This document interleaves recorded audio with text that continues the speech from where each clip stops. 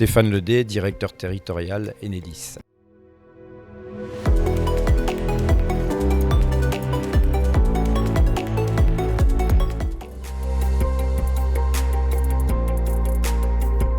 Les enjeux de souveraineté énergétique de la région Hauts-de-France et plus généralement du pays vont beaucoup s'axer sur la souveraineté électrique. En effet, aujourd'hui, on a 25% de la consommation énergétique qui est électrique.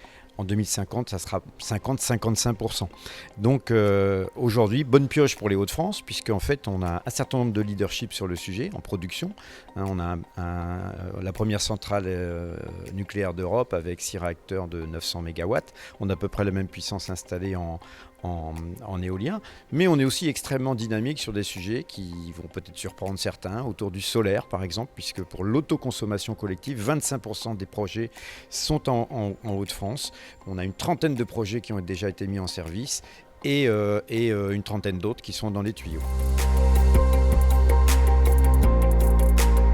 Alors, Enedis, en région Hauts-de-France, ce sont 3 millions de clients à desservir. On a plus de 3000 collaborateurs, 3100 collaborateurs, 86 000 kilomètres de réseau qui vont desservir, qui vont sécuriser en électricité et qui vont contribuer à décarboner les Hauts-de-France. Alors très concrètement, on accompagne tous les projets des entreprises. Quelques exemples.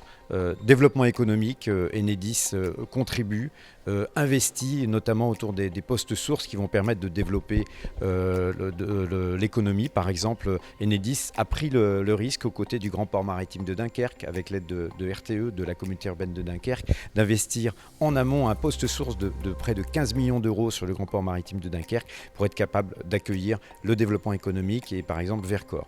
Autre sujet, la mobilité électrique. Aujourd'hui, on a sur les Hauts-de-France à peu près 6000 points de recharge en domaine public. Il va falloir, à l'horizon 2035, 145 000 points de recharge environ. Donc on travaille à plusieurs niveaux. On accompagne d'abord les schémas directeurs d'implantation des bornes de recharge qui permettent finalement de se raccorder avec un coût très faible sur le réseau public. On accompagne également, je dirais, l'écosystème des startups avec les accélérateurs REV 3 ou des entreprises comme Hive Electric qui travaillent sur une batterie du futur sans terres rares.